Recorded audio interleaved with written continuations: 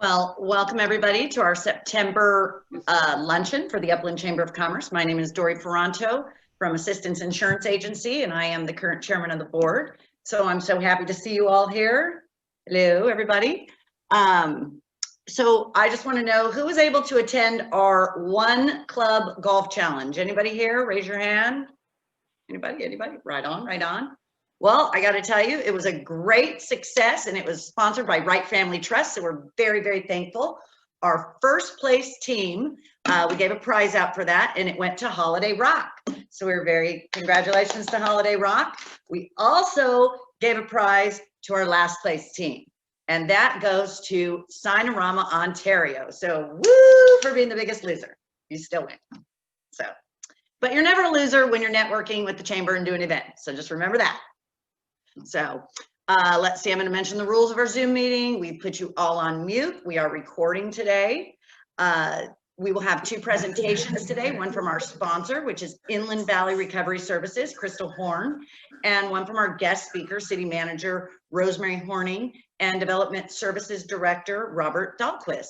They'll be speaking on our economic development activities in the city, which are very exciting and quite a few.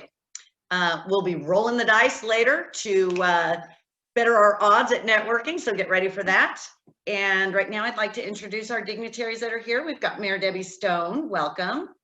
We've got Stephanie Rose, representative of San Bernardino County Supervisor, 2nd District, Janice Rutherford. Thank you so much for attending. And I don't see anybody else. Is that correct, Terry? That is correct, right? Oops, didn't mean to do that. Okay.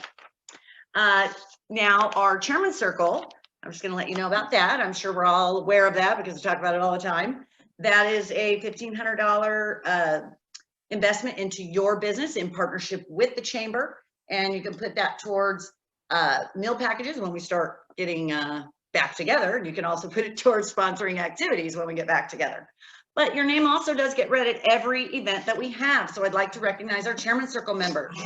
We've got Casa Colina Hospital and Centers for Healthcare, Holiday Rock, Burtech Waste Industries, Doubletree by Hilton Claremont, Assistance Insurance Agency, Inland Productivity Solutions, LKQ Automotive, Moga Law Firm, Ontario International Airport, Care for Women's Medical Group, La Via Bella at San Antonio, Wright Family Trust, Chino Commercial Bank, Cornerstone Commercial and Personal Insurance Services, Langwasser and Company, Inc., CPAs, Cutting Edge Builders, Family Foot Center Podiatry Center, Uptown Autocraft, Bridge Development Partners, Carter and Arborview School, Upland Collision Craft, Sinorama, Ontario, Right at Home In-Home Care, Homebridge Financial Services, Banner Bank, Kessler Allaire Insurance, American Financial Network, Main Street Garage, the Image Emporium,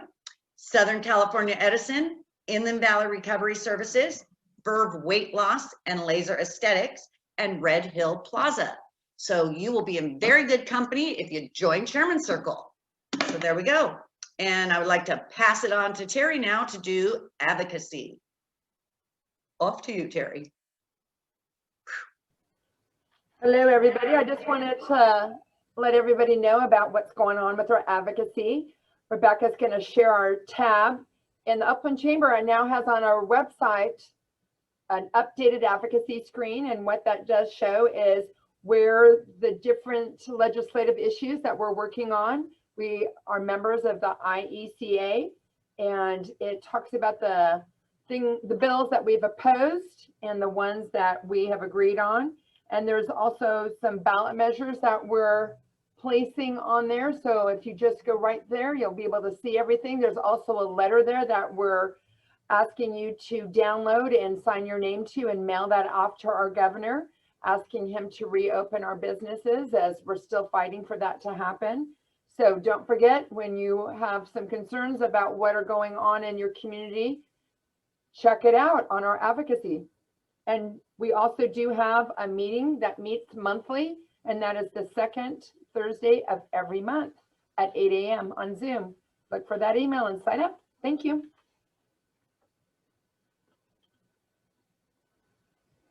Back to you, Dory. Oh, unmute you. All right.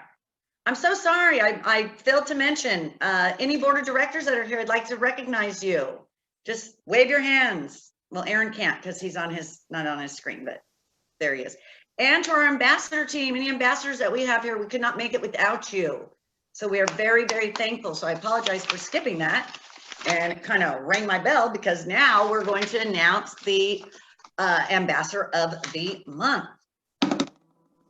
And our ambassador of the month is Josiah Lorson from Odin Marketing House. Yay! Oh, I was supposed to unmute the dignitaries. Sorry. Oh, I don't think I can. No. You guys have to unmute them, Terry. Becca's gonna unmute them. Oh. Debbie's unmuted. I'm unmuted. Yeah.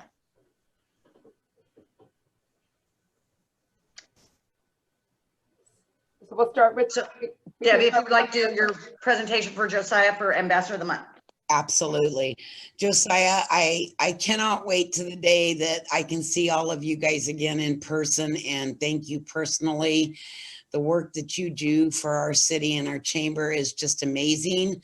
It is above the call of duty, and it means a lot to have every one of you active in the businesses and the chamber and everything that's going on. I hate the fact that COVID is keeping us tied down, but I think with God's will and everything, in a couple of weeks, hopefully this will start to change, and I look forward to seeing you. And again, thank you so much for all that you do for us. Thanks. And next we'll go to Stephanie Rose from 2nd District, Janice Rutherford. I get to follow the birthday girl. Well, congratulations, Josiah. I guess this is my presentation to you on behalf of San Bernardino County 2nd District Supervisor, Janice Rutherford. Kind of echoing what Debbie said, it's been a really difficult year for so many people, but I think business owners and the business community especially, you're all facing really unique challenges that you have to overcome. And I really commend you for continuing to be committed to the chamber and dedicating your time and making the modifications necessary to still be involved. So congratulations. Thank you for everything that you do. And like Debbie said, I hope we get to see everybody in person pretty soon. Thank you. Well, thank you, Josiah, and thank you to all of our ambassadors. We appreciate everything you do. And then let's see if we can get Josiah. If we can unmute Josiah. Yeah, I'm unmuted. Oh, there we go. Josiah, did you have a few words? Yeah, I just want to say thank you to everybody, both for, being involved, but also like it's really exciting when having these new businesses come in, or businesses that have issues, and, just being referred over to me and being able to just assist people, not even just to help out. So that's really important to me. So I'm very grateful for all of you, and I want to make sure everybody succeeds, and I know we all feel the same way about each other. So it's a great community, and I really appreciate you all.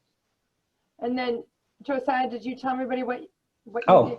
I didn't. I'm sorry. I feel like I know everybody, but I realize there's new people here, so I forget. I'm sorry. I'm with Odin Marketing House, and I do marketing services, so advertising, design, websites, a wide variety of different topics as well, social media, SEO, stuff like that. Thank you, Josiah. Yeah. All right. So now is our guest speaker on? Yes. Okay.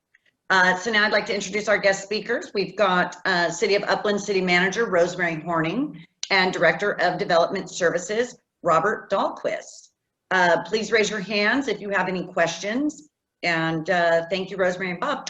Go for it. Okay, thank you very much. And if you could maybe share the screen with us. We do have a PowerPoint presentation that we're going to provide today. Again, I don't know if you heard me, but I wanted to thank you for the opportunity to be able to present with Robert Dalquest the economic development activities that are occurring in the City of Upland. The board of the Upland Chamber of Commerce probably knows Robert Dalquest and is very familiar with him and the work that he's doing in the city just because of the routine meetings that you have. But the balance of your membership may not, and I just wanted to introduce him to you today. Bob is a very accomplished individual.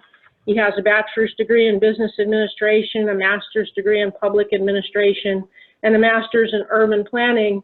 Bob and I know each other from a prior engagement. Both of us worked for the City of Redlands, and when Bob joined our team a couple years ago, I was really excited about having him come to the City of Upland and use his talents for the city's interests. With that, I'd like to introduce Robert, who will tell you a little bit about his hardworking and professional economic development team. So let me see if we can get the PowerPoint up. So we have given you capability. You just need to share yours. Oh, there you go. We can see it. Okay, so let me move to the next slide. Thank you. Sorry for the little delay. Thank you, Rosemary. Good afternoon, everyone, or early afternoon. And thank you for allowing us to kind of present our department as well as economic development activities going on in the city. As Rosemary indicated, I manage the Development Services Department, which is basically the economic engine in the city and is involved in all phases of development. Our department contains the Building and Safety Division, Planning Division, Economic Development, Housing, as well as the Community Development Block Grant Program.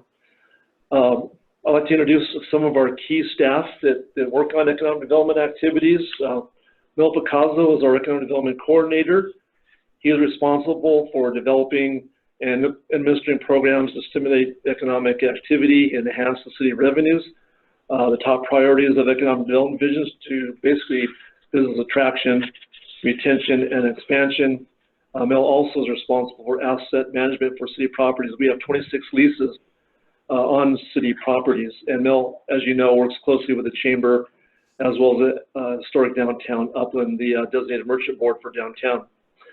Liz Chavez is our Development Services Manager. She oversees Housing and Economic Development Division within our department. Some of her main responsibilities include the affordable housing projects and programs that we have going on in the city. She also oversees the management of the city's 255 residential units, as well as 308 other affordable housing units which have covenants on which have taken advantage of some of the housing programs that are in the city. And also, she's also responsible for overseeing the Community Development Block Grant Program and some of the state and federal programs, which are Cal Home and Home. Gio Oriano is our Rehabilitation Programs Administrator, and he administers the city's federal and state funded housing rehabilitation and economic development programs, as well as provides project management duties associated with all of those programs. As you can imagine, when you're involved in the federal government, there's a lot of paperwork and red tape involved in each of those loans. He also implements the programs we have in the downtown, which is our Business Traction Assistance Program, as well as our Commercial Rehabilitation Program, and he's instrumental in our activities in revitalizing downtown. Next slide. Today we're talking about economic development, so I wanted to speak a little bit about the City of Upland's economic strategy, particularly in 4 specific areas.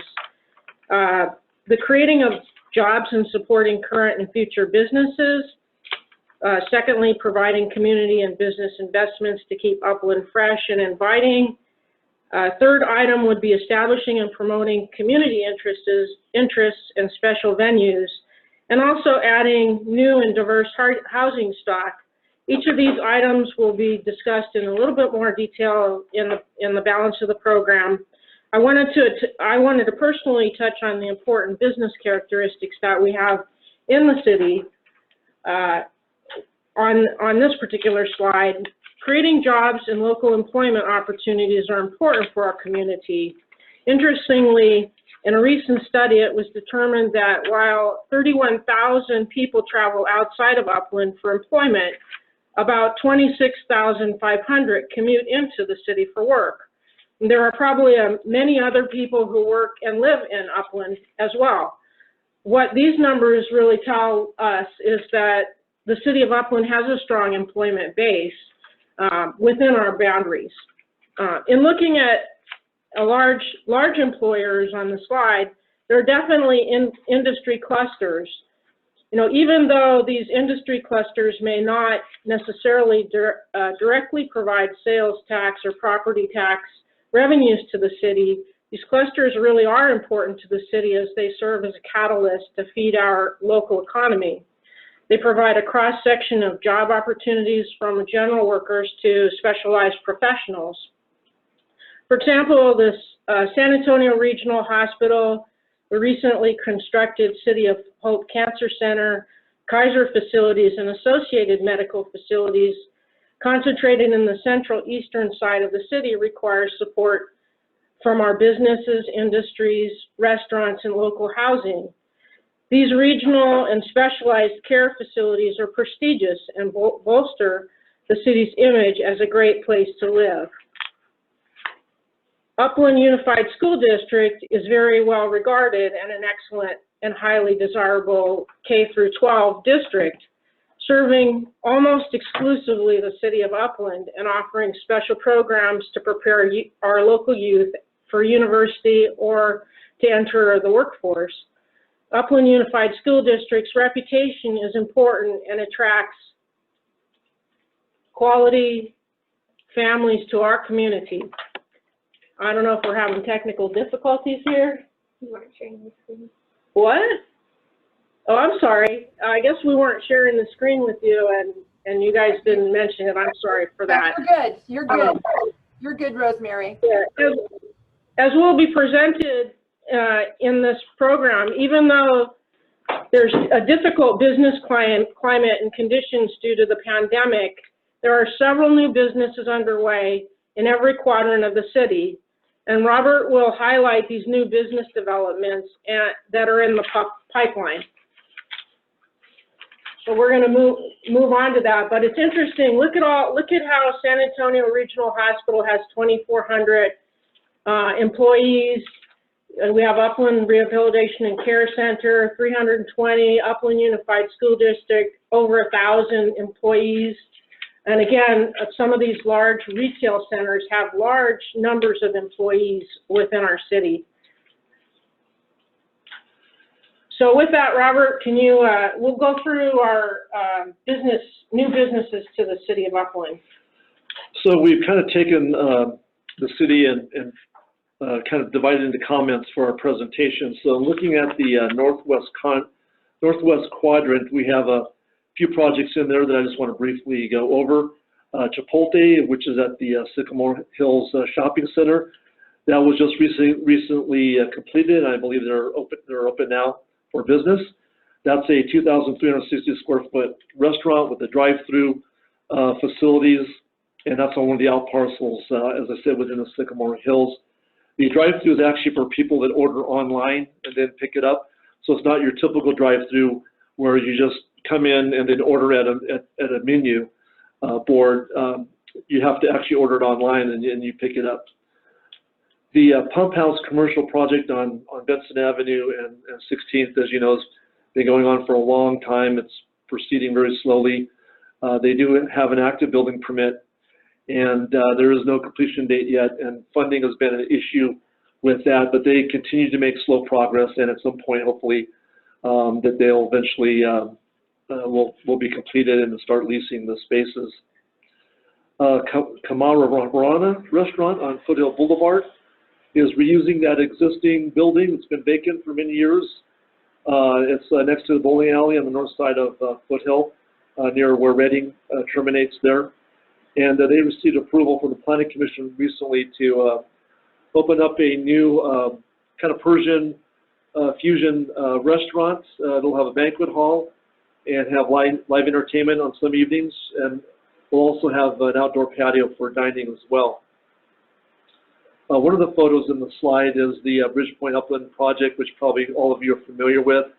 That's in the upper right-hand corner. That was approved on April 1st by the City Council. It entails a 201,096 square foot warehouse parcel delivery facility. And currently, the proponents of the project filed a CEQA lawsuit in July. The organization is Upland Community First, and that is proceeding through that process. We recently had a settlement meeting. It was kind of the first step in the process with the opponent's attorney, Bridges' attorney, our city attorney and staff.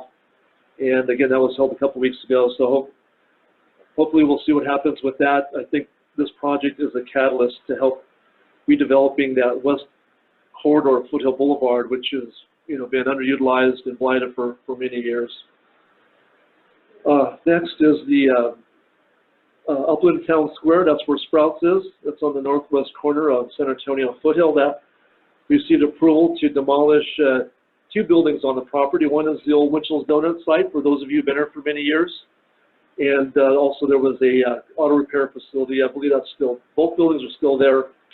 They would be demoed in a new 10,000 square foot mixed use building, which you see in the frame as well, the lower image. That's about 10,000 square feet. It will have, I think, 4 or 5 tenant spaces. And the demo permit's been issued and construction should be starting soon.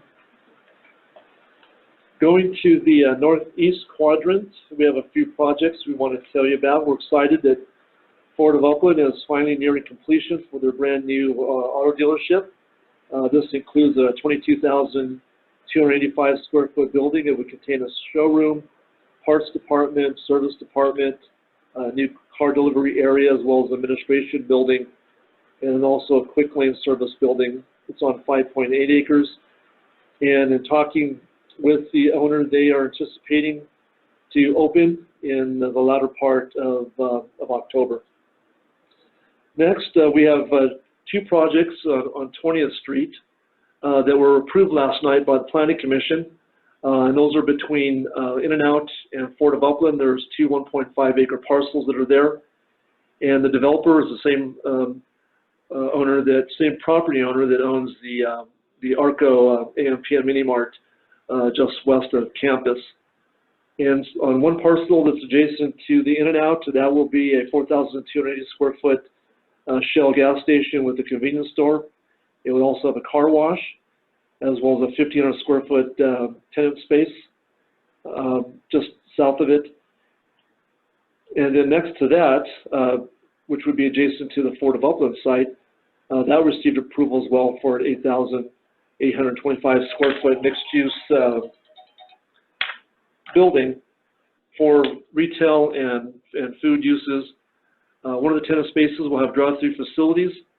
And as I indicated, both received approval last night by the Planning Commission, and they're expected to break ground probably in spring of next year.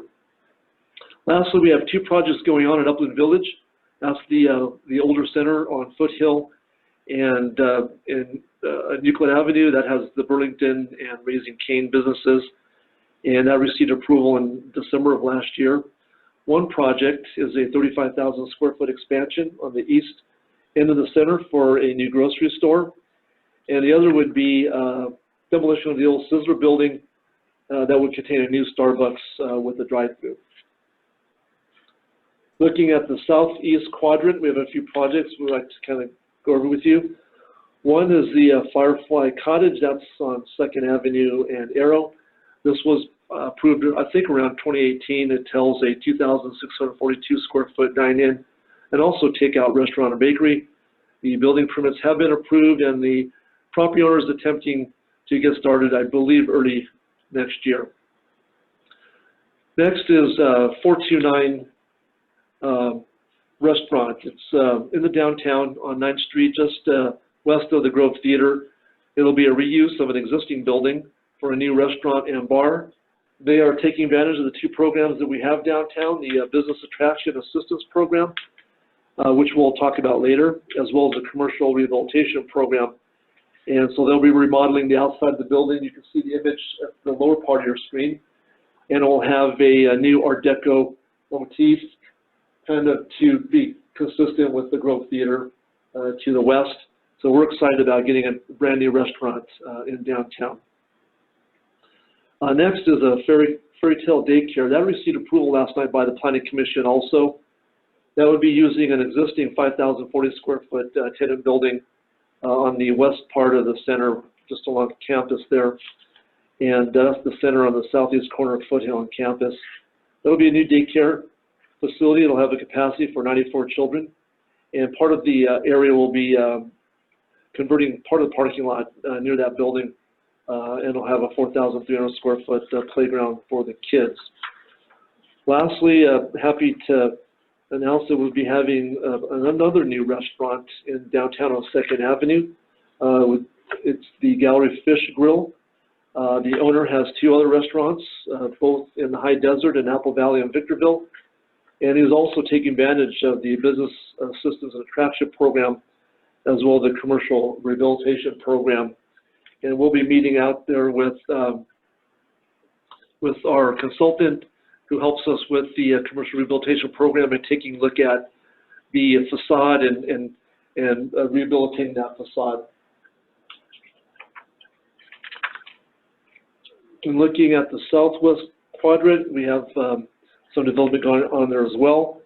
In our industrial area, we got a few projects going on. One is TNT Industrial on 11th Street. That's 2 office warehouse buildings. They total 56,000 square feet, 25,000 square feet each, basically. Also, we have Upland Community Commerce Center, which are 4 industrial buildings that total 71,384 square feet. Both projects are in plan check at the moment. One project that's not on here that we're currently processing for entitlements is another 92,000 square foot building on 11th Avenue. That would be a 2-tenant building for office and warehouse as well.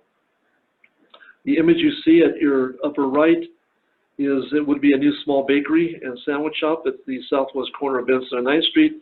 They're remodeling the existing building, and we'll, as I indicated, we'll have a new bakery and sandwich shop. In terms of the Mountain Green Center, we have a few things going on. One is the new Chick-fil-A.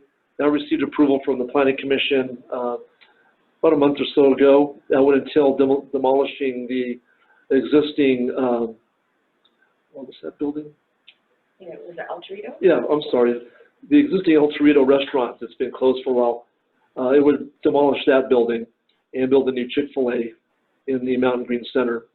Also, the Old Coles property, which is on a separate property and it's under separate ownership, that has been in escrow for a while with a company called Pegasus. They want to redevelop the site with a new 15,000 square foot fitness center. Also some out parcel development for a gas station, convenience store, restaurant, and also a car wash. Coles building is about 75,000 square feet, which is why they have a large parking field in front of the building. And by demolishing the building or using part of it for 15,000 square foot fitness center, that allows more out parcel development, and it won't need as much parking since it's a smaller footprint. And that's an escrow. I think what's holding that up is basically negotiations with Coles. They've got 10 more years left on their lease, and part of that deal involves Coles kicking in money to buy themselves out of that lease.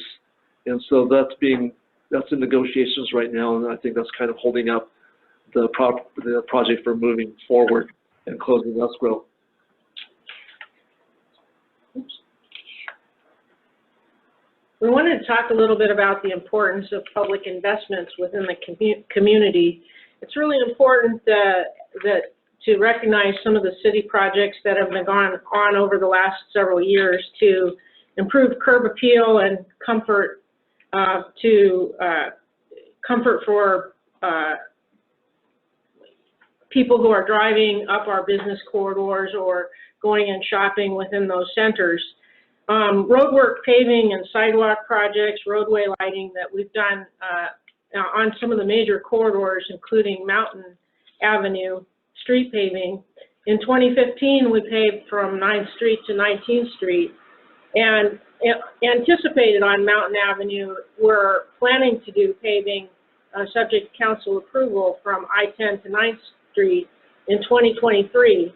On Foothill Boulevard, we did a major improvement on the west side of the city from the west city limits to Central in 2013. That was a $5 million contract and included installing a landscape median and repaving the road to improve and provide and stimulate that west side of the city from somewhat of a blighted condition to really stimulate the housing development and business development on that end of Upland. On the east side of the city, when we bookended it, we did another project in 2018 that paved Foothill Boulevard from the eastern city limits to Euclid Avenue. The city also has future projects planned for Foothill Boulevard corridor, which would include paving from Euclid to Benson in 2022 and from Benson to Central in 2023. So that entire corridor will have a full facelift. It used to be a corridor that was owned and maintained by the state of California, and the city or the state relinquished that to the city, and now it's our obligation to maintain that roadway. But I think it's super important to have those types of projects that, you know, enhance that curb appeal. I wanted to talk a little bit about the downtown Upland area, because that's very important to the city, making sure that we stimulate business attraction and also make it very comfortable for people to come down into the downtown area and shop and take advantage of our fine restaurants that we have there. I'm happy to report that our Public Works Operations Department will be probably either the latter part of this month or early next month grinding and overlaying a portion of 2nd Avenue from C Street to D Street. That street right now is in very poor condition, and so that's an opportunity for our Public Works Department to just get in there and do some improvements that would help that particular section. Also, you know, we do have limited amount of funding associated with our street improvements, so when we get improvements that are within our 10-year window, we're excited to see those on the horizon. We do have planned for the downtown area in 2024 street improvement projects that would beautify or improve 1st Avenue from A to D Street, 2nd Avenue from C to Arrow, and then also doing paving improvements on both C and D Street from Euclid to 3rd Avenue. This really will enhance the core of the city's downtown and hopefully start stimulating business attraction and activities within our downtown area. Robert will also talk about some of Upland's business attraction improvements and beautification projects that we have in addition planned for that downtown area. So Robert, if you wouldn't mind. Yes. Next slide. Oops. So these are some images, particularly to the right, of kind of give you an idea of some of the two programs that we have downtown that staff administers. One is the Business Assistance and Attraction Program, and the other is the Commercial Rehabilitation Program. Both these programs are funded by Community Development Block Grant funds. We get approximately $650,000 a year, and a certain percentage can go towards economic development, which is our Business Assistance and Attraction Program. That's where we're trying to either attract new businesses or help existing businesses that want to expand by 50% or more to help them with funding. The Business Attraction Assistance Program allows them to use that $50,000 towards equipment or tenant improvements in the building or working capital. And what that program requires is that for every $25,000, they need to provide one full-time employee, a low-income employee. And so if they apply for the maximum $50,000, they would be required to have 2 full-time employees. So we're looking at attracting restaurants or specialty retail or the existing businesses that are down there to help them expand. Another program we have, and you see some of the images in the slide, is our Commercial Rehabilitation Program. And that's also funded by a Community Development Block Grant funds, not the general fund. And part of that can be spent for blight removal. So we've been implementing this over time to rehabilitate the facades of the buildings in downtown. We've done a number of buildings. Some of the ones you might be familiar with are Roy's Bicycle Shop, Polly's, which is in the two images in the center of the screen. You can see the before and after. They're right on top of each other. The existing was on top, and then of course down below that you see the new facade and the improvements down below that. Also Genoveva's restaurant on 9th Street, right across from the Grove. Top image you can see the way the building looked originally, and then how it looks now. Other businesses, Allegro was another one that used the commercial rehabilitation program. So that is a $30,000 grant, and that can be used to improve the facade of the building. Could also go towards lighting or signage. Earlier, 429 restaurant, which I highlighted earlier, they're taking advantage of the commercial rehabilitation program as well. So we have a number of applications right now that we're processing. So we have more news to come forward as those are starting and those commercial facades are improved. Yeah, there was another improvement beautification project that Robert didn't touch on. Maybe you could touch on the downtown beautification and streetscape project. Yeah, it's going to on the next screen. Okay. Yeah. So this slide is just, highlighting the activities we have going downtown, as you all know, where we're trying to get new restaurants, and we're also working on trying to get some more breweries in downtown. We've got a few very successful coffee houses in downtown, and as well as some very successful businesses. The axe throwing business, the axe slayer, as also the rock climbing business. That's in the packing house that's just located south of the Metro Lake tracks on Stoll. Those are two very successful businesses, and staff is working with the owner to try to completely rehabilitate that program. What's holding the rehabilitation of that packing house is the owner needs more parking, and so we're working to help him with the vacant properties that are across the street there that the San Bernardino Transportation Authority is, those are surplus properties that they're looking and going through the process to sell, and property right across from the packing house, he is hoping to acquire that and build more parking. If he's able to do that, then he's going to completely restore and provide new businesses within the packing house. But two projects that we've got approval recently from the council that we'll be pursuing, that we're excited about, that we think will help accelerate revitalizing downtown. One is our downtown streetscape beautification program. We got approval from the council to do that a few months ago. And so we'll be providing brand new street signs, kind of with a historic look for all of the street signs in downtown.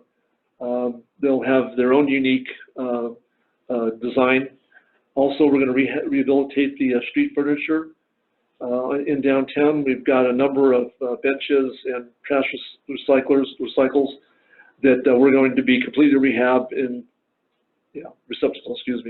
rehab with a consistent kind of color scheme, using that forest green and black and also some gold accent.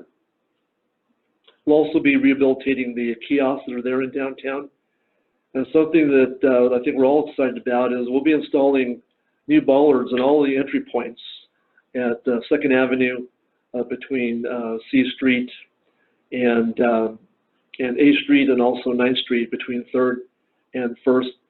So we'll be able to close any part of the cross, if you will, for special events. These will be subterranean bollards.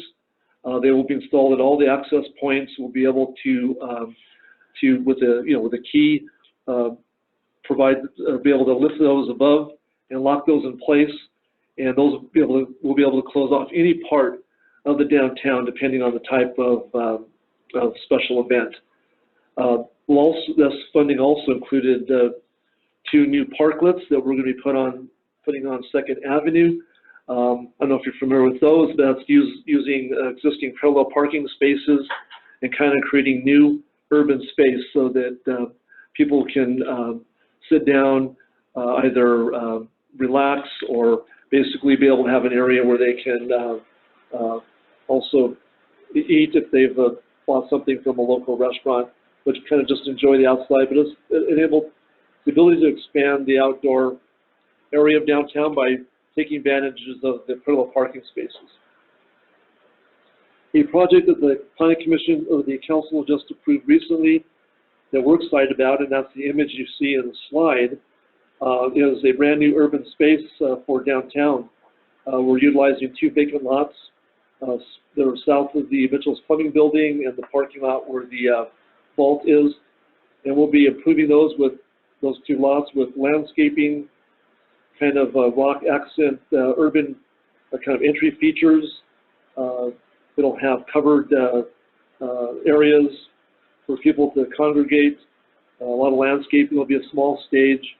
We'll use the wall of the Mitchell's Plumbing Building that we've got approval from the owner to utilize, put in murals, and just create a urban space that's lacking in the downtown for people to gather, maybe have special events there, or small concerts, but just an area where people can gather in the downtown and enjoy the outdoor area. It's going to be about 0.69 acres, a little over half an acre, and we'll be able to provide a social gathering area, promote local history, and utilize art, and that'll play an important role in help branding the downtown and promoting a healthier and livable environment that hopefully will result in social and economic benefits, and, as I indicated, help revitalize downtown.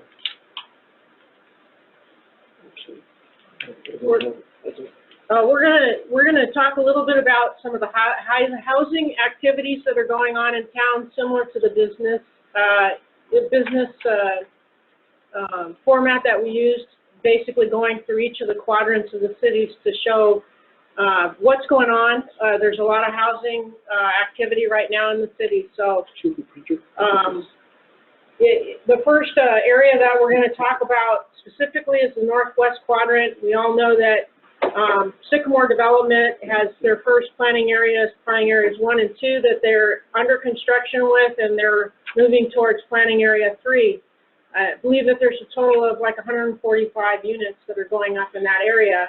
And on Foothill Boulevard, we have the Magnolias development. It's a townhome development off of Foothill, east of Benson Avenue, and that's under construction now as well. As we move over to the northeast side, or the northeast quadrant, it's kind of an exciting quadrant. I'm going to let Robert continue with the housing stock. So the first image that you have is the Colony condominiums by Colony Partners. That's the image you have in the kind of the upper left.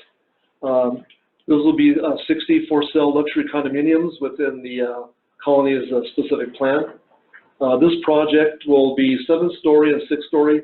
7-story will be kind of on the northern part that you would see kind of off of 19th Street, and then as this property drops off, the building will be 6-story. It'll contain a number of amenities for the residents. There'll be 4 penthouses on the top floors, and the development also includes a 2-level of subterranean parking below the building. And so that project that we're processing right now, and it may be before the Planning Commission, maybe in December, that area of the specific plan allows for up to an 85-foot building height. And so this project will be consistent with the development standards of the specific plan for that particular area. Below is the Alta Apartments, which is being constructed right now. That would be adjacent to this building. That's the apartment that are being built on 19th Street. They're under construction right now, and I believe they're constructing 1 building. The second building will be under construction shortly, and that will have 203 luxury for-rent apartments. They'll have contemporary Spanish design, and hopefully that'll be finished soon, but they'll be starting the second building shortly. The other project is Watt Communities. That's on campus and Colony's Parkway. That's under construction right now. They're starting the second phase. The first phase, I believe, is sold out. And that is a 48 for-sale 3-story townhomes. And that would be in 10 buildings. The next is Via Serena. That was recently approved by the council. It's a specific plan area, and it's a development by Frontier Communities, and that's located on 15th Street, just east of campus between San Fernando and Monteverde. The project would have 65 for-sale detached single-family homes, and there would be common area improvements with a pool, a clubhouse, and other amenities, pocket parks. That project, as I indicated, was approved. There was an environmental lawsuit filed by proponents of the project, so that currently is on hold until some resolution of that environmental lawsuit. And lastly, the courtyards. As you know, that's the development in the Upland Hills Golf Course. That's by Diversified Pacific. There are 66 detached for-sale single-family homes, and that is proceeding nicely and I think nearing completion. On the southeast quadrant, we have a few projects worth noting. The image you have on top is the Mesa Apartments. That's over on Mesa, just east of Campus Avenue and north of 11th Street. And that would entail 64 rent 2-story apartment units. Tierra Atlas, that is 61 2-story and 3-story apartment units. Those planning entitlements have expired. That's on the corner of 8th Street and Euclid Avenue. And right now the property is on the market, and the property owner is looking to sell that property to a developer or possibly do a joint venture with that developer. And that would entail residential development on that property. Ridgecrest Apartments, that is 78 for-sale 2-story townhomes. That would be on 9th and Bodenhammer. The first phase is under construction right now. Second phase, which is the property that fronts on 9th Street, I think it had a boat repair facility on it and a couple homes. They received entitlements for that. That had 26 townhomes on it. The current first phase, which is under construction now, was for 52 townhomes. And so that's a nice development in that area. It's an older area. There hasn't really been much development in there. And so that'll be a nice project for an older area of Upland. Lastly, Kiva LLC, that was approved by the Planning Commission, and that's the image that you see on your lower left. And that entails 66 3-story 4-rent apartment units on 7th Street, just east of 11th Avenue. That area is an older industrial area. And in 2015, when the general plan was updated and the zoning code was updated, this area was redesignated to multifamily residential, and that area has a few older industrial buildings, and this one is just to the east of the corner industrial building on 7th and 11th, and the industrial building's already been demolished and the entitlements approved, so the developer will be submitting construction plans shortly, and then sometime next year we'll be developing that. On the southwest quadrant, we have some development going on, as probably many of you know. The first one is Lennar Harvest. That's the eastern part of that project. It's basically on Monte Vista and 11th Street, and also Foothill Avenue.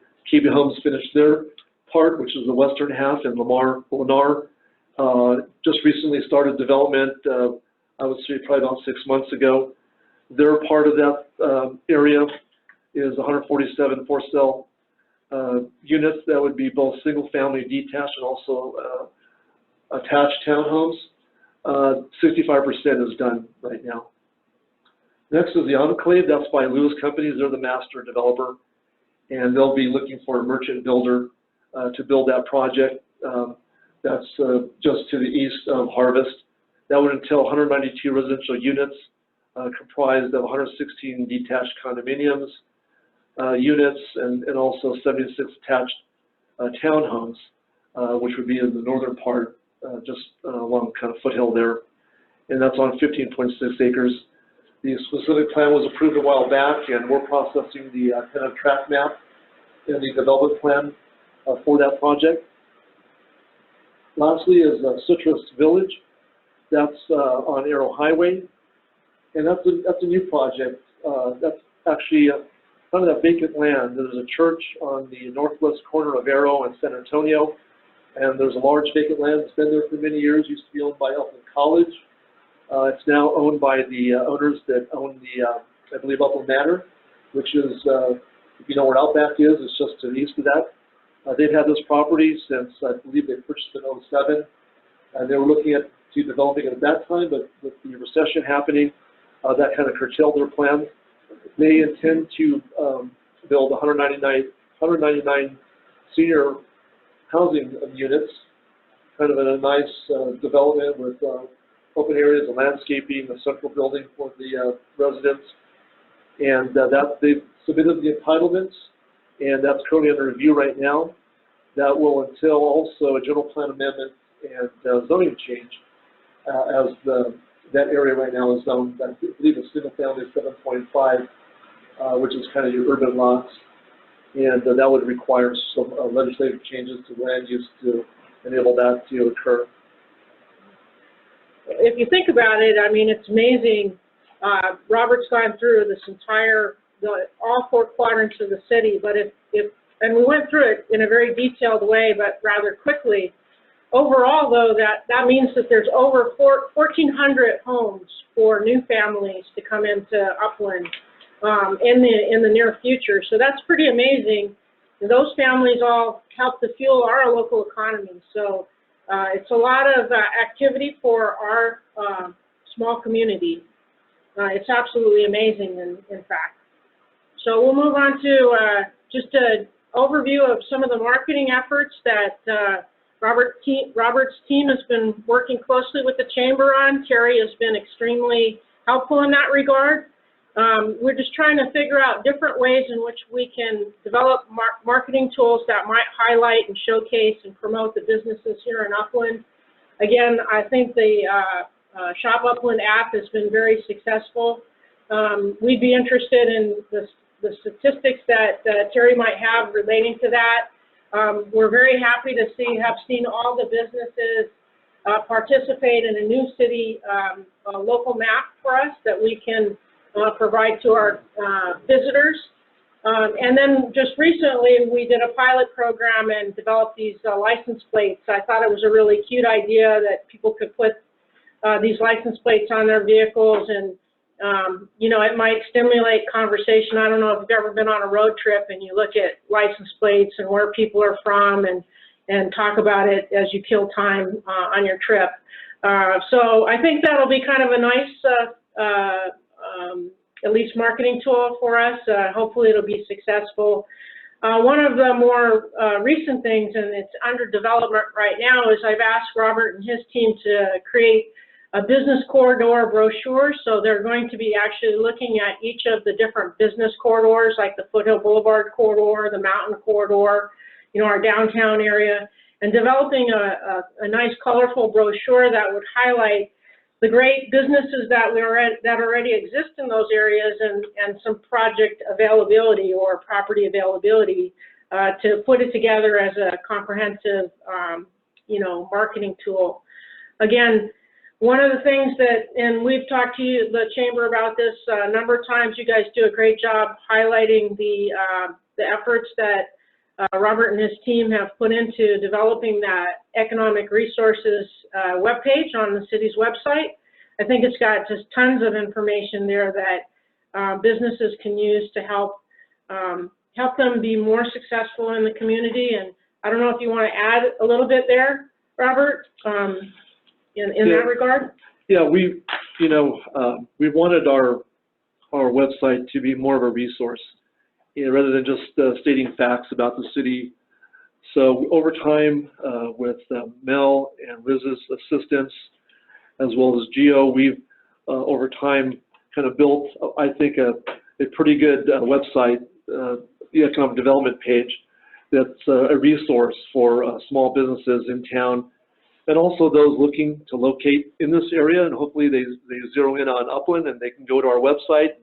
We've got a lot of opportunities or resources for small businesses. So I think we built a pretty robust web page, and it has to do with a lot of our staff and their excitement and in pursuing economic development in the city.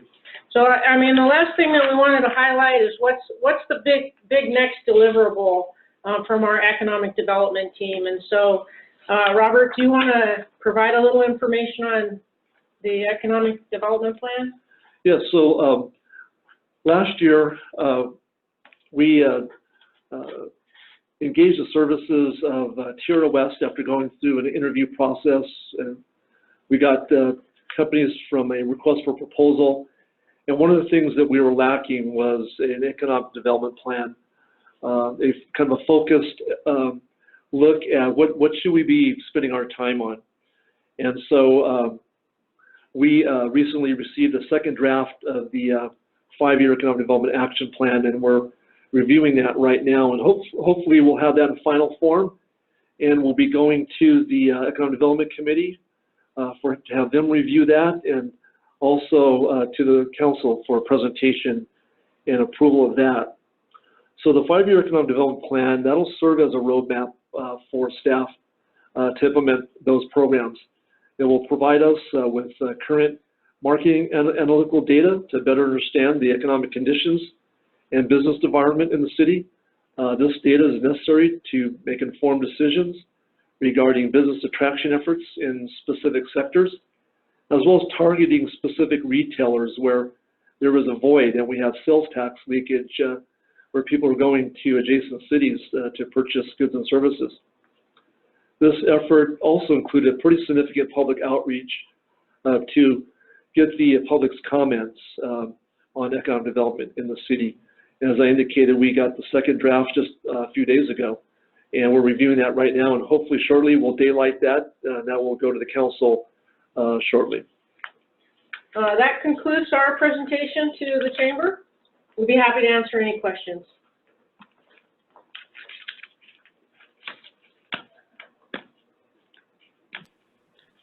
I'm not sure, does anybody, you'll have to unmute yourself if you had a question. All I'm gonna say is I'm so excited. So many new things are coming to the downtown where the Upland Chamber office is, so quite exciting. Thank you. Did anybody else have a question? I do have a question. Do we know yet what the actual sales tax impact has been over the last 6 months? You know, I would imagine you have Q1, but Q2 is probably a much better indicator of. Yeah, we do have our Q1 information. We've gotten Q2 information. We'll be bringing actually a report back to the council in the latter part of October to see if the assumptions that we made in terms of how much revenue the city was going to have for their budgeting purposes, whether they were on track or whether we were below what our expectations were, above our expectations. Our preliminary review actually is that our assumptions were pretty solid, and so, you know, I think we're fortunate in that regard. So I think we'll have some positive information to provide to the council. While we're still down, I mean, we've lost revenue associated with the impacts of COVID. At least for budgeting purposes, we have the right, or we were able to gauge and estimate what our revenues would be, so that we don't have to make too many modifications at this time. But again, that continues to be an ongoing concern. We're hopeful that, and we think that the adjustments that we've made to provide some additional opportunities to the restaurants within our community and retail stores within our community so that they can bolster their customer base are helpful to that community. Downtown, of course, we have street closures. The street closure is supposed to terminate at the end of October. It doesn't look like, I mean, while we will continue to open up the economy as our positivity rates get better, even as we work through the state's 4-phased program, it still provides limited capacity to some of those businesses like restaurants. And so we're in the process right now of sending out surveys. The chamber might receive a survey in the mail in the next couple of days, asking you if you like the downtown closures, if that's something that should be continued to the end of the calendar year, so that we can use that information to inform the council and make a decision on whether that program should continue in the downtown area or whether we should stop it and go back to business as it was prior to those closures. However, we are receiving feedback from some of the businesses, and the reason for the survey is to make sure that we have input from all of the businesses and are able to provide that information to council as we proceed forward. But again, we're I think, going to be very pleasantly surprised when we go in October to the council to at least say that our assumptions seem to be reasonable. Again, we'll have to keep our eye on that that revenue stream.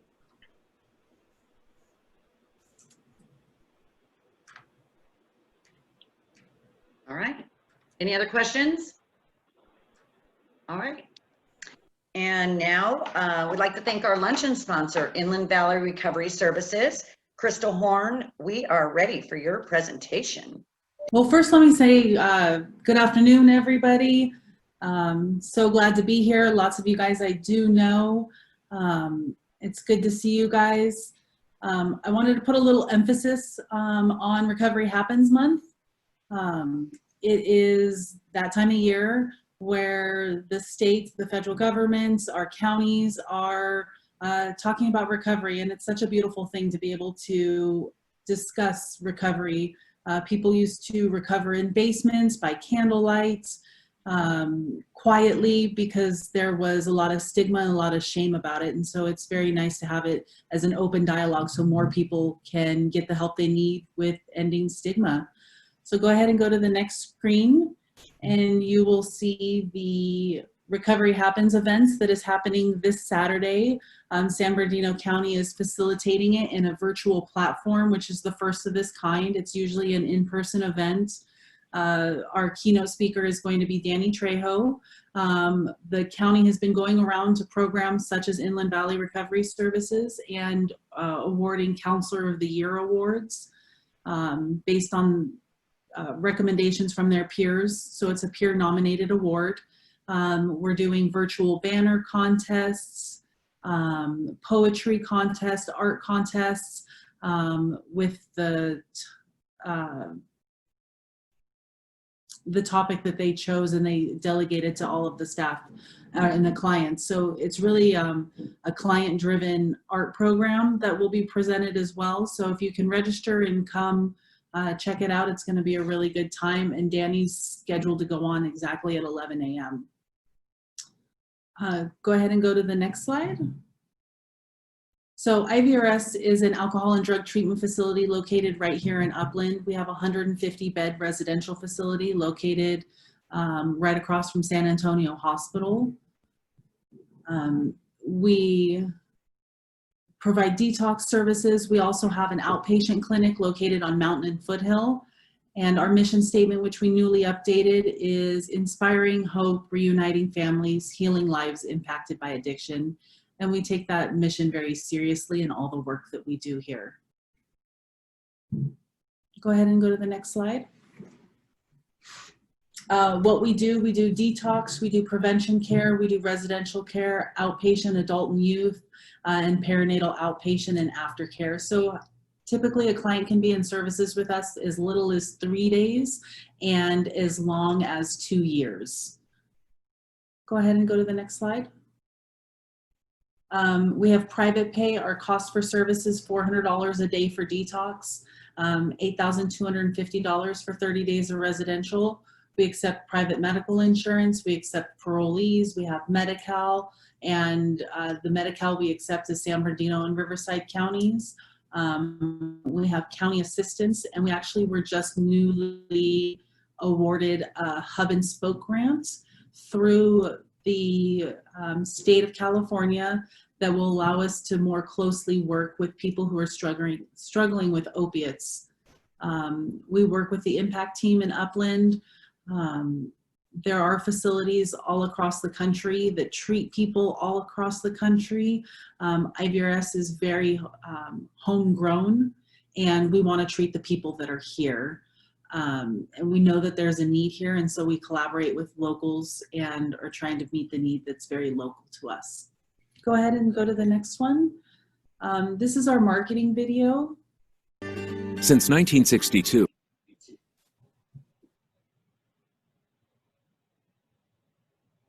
Inland Valley Recovery Services has been giving hope to individuals in need by providing substance use recovery, prevention, outreach, and counseling. Our mission at Inland Valley Recovery Services is inspiring hope, reuniting families, healing lives impacted by addiction. My name is Tina Hughes. I'm the CEO for Inland Valley Recovery Services. Inland Valley Recovery Services has been CARF accredited for many years. The value of CARF accreditation signifies that we have a commitment to quality services with our clients and our consumers in our system of care. If you have been trying to handle your situation alone, then it may be time to reach out for the help that you deserve. Inland Valley Recovery Services cares about its people and the community. We are highly committed to help change families, friends, colleagues, co-workers, and young people one life at a time. Our team of experts are here every step of the way to help you or someone you care about live healthy, substance-free lives. Here at IVRS, I've learned to grow as a woman, as a mother, and as a sister in recovery. It hasn't been easy here, but I feel comfortable, I feel safe, and I'm really getting a lot out of this program. We have established a reputation that makes us stand out among the rest. Thus far, Inland Valley Recovery Services provides care for an average of 20,000 individuals annually with its wide range of professional services and resources. The difference with my experience was the professional staff, the counselors, the therapist, where I was able to get one-on-one counseling and really dig into my experiences as a child. One thing that's wonderful here is the food. There's a head chef here that has a wonderful menu, and I was able to really gain weight and keep nourished while I was here, which is important. You know, it's our mental health, our spiritual health, and our physical health that makes the difference in our recovery. And IVRS was able to help me in all those areas. Inland Valley Recovery Services offers residential treatment for adults and men or women with children, outpatient treatment for adults and adolescents aged 12 to 17. IVRS has helped me by getting closer to my family. They have family counseling here, and that's really helped out. My dad really sees the change in me. He tells me every day. I just feel way more happier staying clean, and this program has really helped me a lot. You can really overcome this. Don't let drugs get in your way. Remember that you're stronger than a drug, and I want to thank IVRS for helping me out. We also provide family counseling, family support groups, parenting classes, a court-approved child abuse batterers program, in addition to hosting 12-step support meetings. I am here at IVRS with my son, 7. My husband is also here. What I really like about this program is it has a lot of structure for all of us. Me and my husband benefit from this program because there's couples counseling, family counseling. We get to work on the whole family, not just ourselves. And we both get to spend time with our son while we're here. It's an amazing program, and I would recommend it to anybody. It's changed my life. I'm really thankful for IVRS because they allow me to have my son here. They allow me and my wife to do therapy together and to visit on the weekends. It's not just where we are separated and we're working on ourselves. We are actually able to come together and work on our relationship and our parenting as well. We're actually able to learn coping skills and do all that stuff, and it's a blessing. I'm so grateful for this program. At Inland Valley Recovery Services, every client gets treated with the respect and compassion they deserve. We also assist with withdrawal management services in a comfortable and safe environment. Detoxification helps the individual to cease current alcohol drug use rapidly and with minimal discomfort through proper nutrition and care from experienced staff. Medication-assisted subacute services are also provided. Clients receive 24-hour supervision by appropriate medical staff. I'm really proud of this organization on many fronts. To offer safe, comfortable, effective, and thoughtful treatment for those with substance abuse, it's my privilege to help with medical-assisted treatment. Medical-assisted treatment is complex. It's individualized. It's about the person that comes in. Inland Valley Recovery Services allows treatment through medical-assisted means to safely detoxify a person in an environment that keeps them safe, both physically, emotionally, and medically in a subacute setting. It is not a hospital, it's not a house, it's a safe place to get a detoxification regimen that is individualized for you.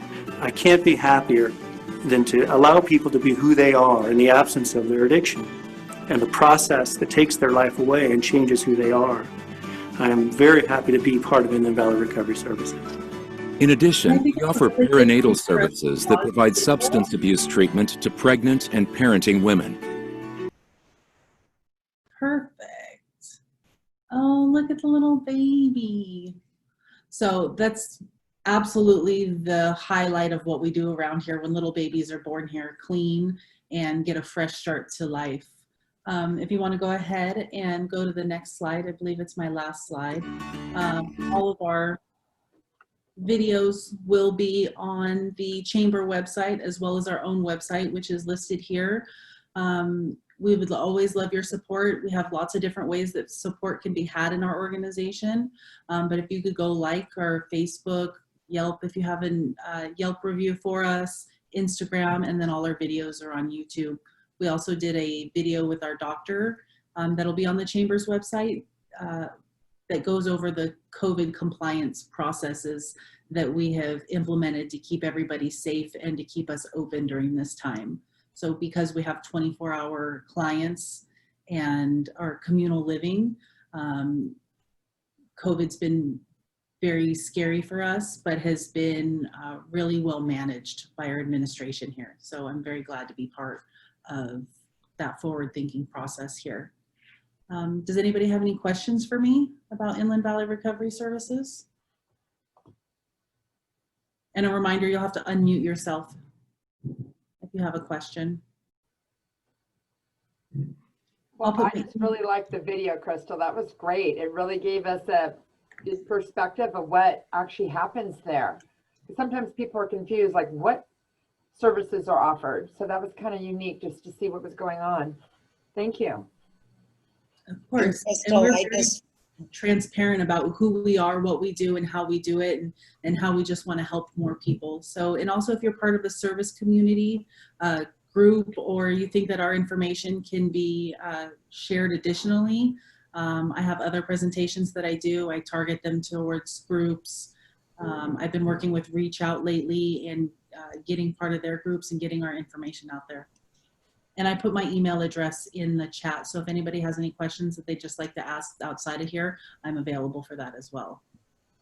And Crystal, I just want to say thank you for what you and your staff do. I was fortunate enough to get a quick tour one day, and we were over there for a playground they were getting ready to put in, and they're just absolutely amazing. Along with your residents, they're trying so hard, and to have you guys there to support them, it just really means a lot. So thank you for that. We appreciate your support, Mayor. Yes, great presentation. Thank you. Great presentation from the city. Thank you, Rosemary and Bob. We appreciate that. And Crystal, that was really informative. Appreciate it a lot. All right, so are we moving on to announcements, or are we doing our networking? Announcement. Okay. So next month in October, we are having our High Roller event. It's Vegas style, glamorous dress up. So pretend you're going to a hot casino or a nightclub when you're in Vegas.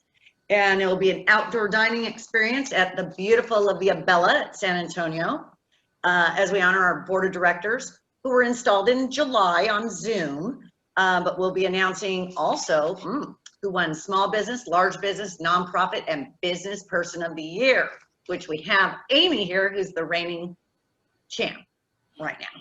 So we got that.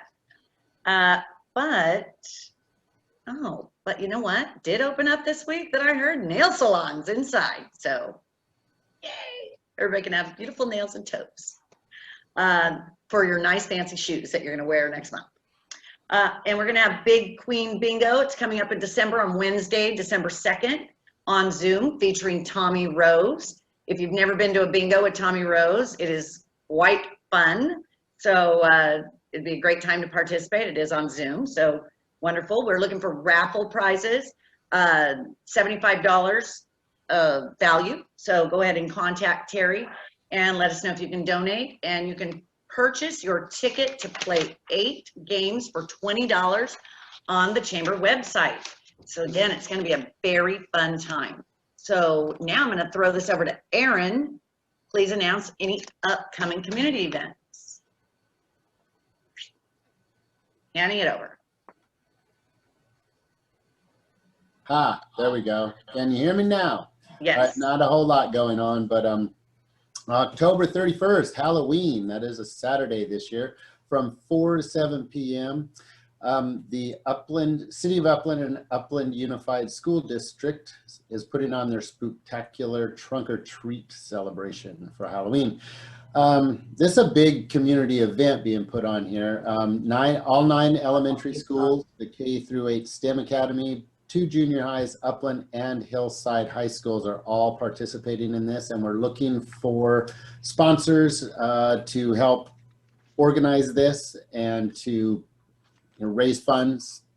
We need candy for the kids that we're giving out. So if you're interested in participating in this, contact Janice Rice. She's our recreational supervisor at jrice@ci.upland.ca.us for more details. There also is a flyer posted on the city's website, so check it out. Perfect. Thank you so much, Aaron. All right, so 3 life rules. That's what I found. If you do not go after this is all about taking a chance. So gambling, taking a chance, just let everybody know. If you do not go after what you want, you will never have it. Number 2, if you do not ask, the answer will always be no. If you do not step forward, you will remain in the same place. So remember to take a chance out there on yourself. You're worth it. And thank you so much for attending. We super appreciate it, all of you. And have a great rest of your day. We're just going to play you out.